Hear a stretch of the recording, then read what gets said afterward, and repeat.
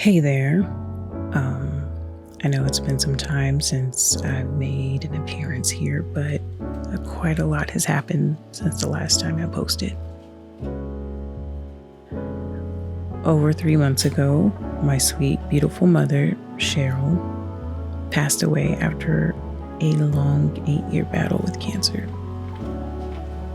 A true warrior, she faced each battle one after another and decided to end this fight once and for all.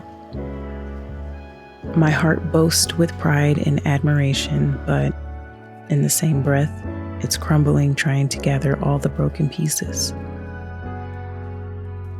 My greatest fear has come true, and now I'm left to navigate life without her here, without my best friend, without my mom.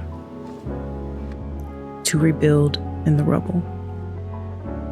What used to be my everyday routine is now no longer. No more daily calls, no more shared laughter, no more singing along to our favorite songs. Her wisdom, her vast perspective, her stories, the lore, all of it's gone. Even the caregiving, the true labor of love. I miss her being the center of my universe, even when it ached my heart, my soul, and my bones. She never had to ask. I yearn for my mother's presence, her opinions, and even her plans for when she got better. She was my everyday. And now, my everyday life is completely different. It's disrupted, and it's shaken me to my core. I'm doing my best.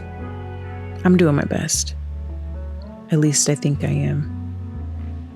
So far, all I've been able to do is establish solo coffee dates or visit the library on the weekends, reading and journaling too, and a few beach days here and there, and I'm okay with that.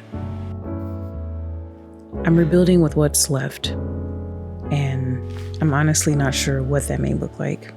It's all so fresh, and I'm still processing.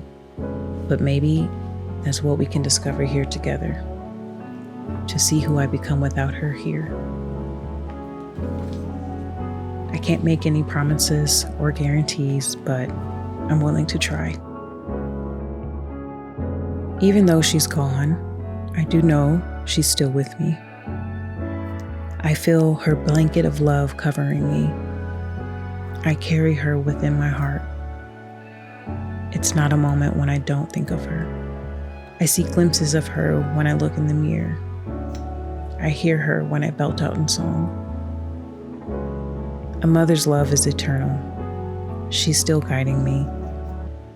She wanted all of us to be free, to live abundantly, to be big and bold or soft and gentle.